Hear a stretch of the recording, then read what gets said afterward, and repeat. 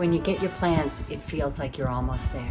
You can see the finish line, and you are so far from it. I want you to get the perfect kitchen. And so in order to do that, you have to look at your plans and you have to pay attention to these basic things. And it's just the facts, ma'am, or man, or whatever you identify as. There are 4 things that go into it and a bonus, so stick around.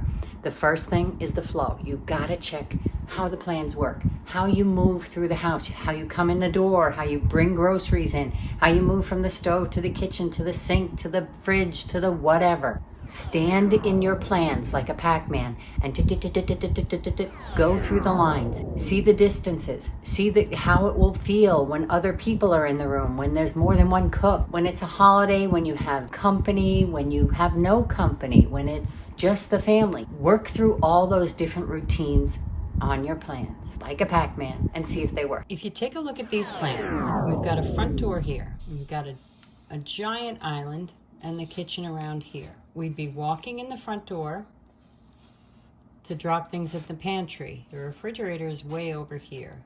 And we'd be walking past 1, 2, 3, 4, 5, 6 chairs. He's got double cabinets on both sides. I have to access these from this side. And in order to get out to the pool and the dining room, we have to go all the way through the kitchen, past the pantry and the refrigerator, where someone's working, to get out here. So the flow on here right away doesn't work. Also, it's got the sink and the stove lined up. That is always a no-no. That is bad chi. Fire and water should not line up. Plus you take away from the impact of one or the other, because the faucet is beautiful.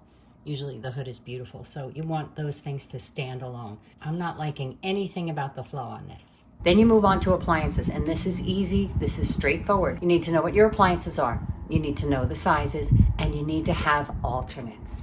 Just like any good coach, you've got to have a backup, because things get delayed, things don't come in, things are damaged, whatever it may be, have a backup that fits the size. Know those sizes. You metric people, God love you, you don't have to deal with this bullshit. 1/8 of an inch. Refrigerators can be 1/8 of an inch difference in height. That makes all the difference when you're trying to shove it under a very expensive cabinet. And you can see we've got a fridge, we've got a range, and we've got a sink. So all the appliances are in place. Do I like the location? No. The refrigerator right by the dining room doesn't make any sense. He's got a double basin sink, which is not the right size. And then we've got what looks to be a 30-inch range, so that's the wrong size as well. So you want to check the appliances. This is a full-size set of plans, so I can take a ruler and I can lay it on there and I can see if this is 3 feet. 1/4 of an inch equals a foot. If that's 3/4 of an inch, it's 3 feet. That's how it works. So appliances also don't work in this kitchen. For appliances, you got to know your specs. You got to know what sizes they are, know the finishes, know what the handles look like, and that's it. Have backups in case something craps out, in case the delivery chain falls apart and COVID comes back, who knows what. Have backups that are exactly the same size. Exactly, because there is no wiggle room. And if you have to change and the size changes, that's first. Change nothing else. Do that first, because it will mess up everything else. Just the facts. So we got F, A, C is clearances. Clearances mean how you open and close things and fit. So go through the plan, again, like the Pac-Man. Make sure every drawer opens and closes. See the little dotted lines on the plan. If they have 3D software, they can show you when doors and drawers open. So let's take a look at the clearances. Now, this drawing is not showing any of the drawers pulled out, the oven open, someone standing at the sink. So right away I know this is going to be a problem area. Also, this is the doorway out to the dining area. And the fridge is right here. So if it's a single door, that's going to be 36 inches blocked. Or if it's double, a French door, and you're standing here, it still blocks the flow of traffic. Then over here we have the pantry and these doors here under the island opening.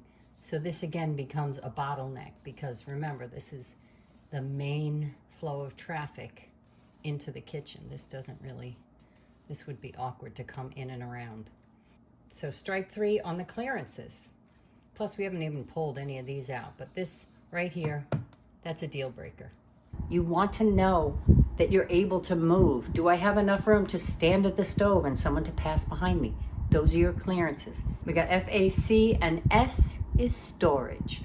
All those things you were flowing around to and making sure you cleared and putting in those appliances have to have a place to go. So where are you going to store things and what kind of things are you going to store? That's all you have to do. And I can see he's got a full height pantry. This dash line represents uppers. He's got some more uppers over here. So there's plenty of storage. In order to make sure that your storage works, you really have to have a kitchen plan from a kitchen designer that's going to show whether you're getting drawers, doors, what gadgets, what pantry sizes, all of those things. So from this, we can't really tell. I can tell that there's adequate storage. It just might not be the right kind for me. So that's how you walk through the plans. Simple as that. If you need to know what you've got and you want to do an inventory, in the description there is a kitchen inventory you can download for free, and you can go through and it organizes all your stuff. And I will tell you, having gone through moving, that we have a lot of crap. If you go through it, you can visualize the drawer space, the counter space, the pantry room that you're going to need for those items. So you're going to go into buying cabinetry with real numbers instead of just throwing cabinets up on the wall that may not do the job for you. Last but not least is just the facts. Ma'am or man, M is for materials. After you have made sure that your plans work, then you can start thinking about what kinds of countertops, whether I want porcelain or quartzite or quartz. By the way, just an aside, quartz is plastic. It is modern day Formica. There's my gift to you. For materials, nothing specified yet, so that's a party we haven't started. When you're choosing materials, you've got to think of you, not what's latest and greatest. What's going to hold up? What's going to fit in your budget? And what's going to fit the design? What's going to look the way you want it to? If you are anally retentive and every scratch in the world bothers you, do not get a marble countertop. Know who you are, know how you live, and choose materials that are going to fit that. And when it comes to materials, you've got to trust your gut and what you need, not what a salesperson or some snobby designer tells you. You have no style or sense of fashion. I think that depends on what you're... No. That wasn't a question. Because they've all been touting quartz for the last 15 years. So don't let anybody talk you into materials or talk you out of materials.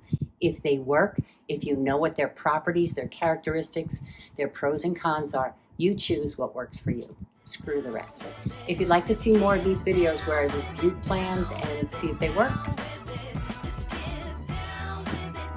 right, like the button, hit subscribe. Come on, it's up to you. Thanks so much for watching.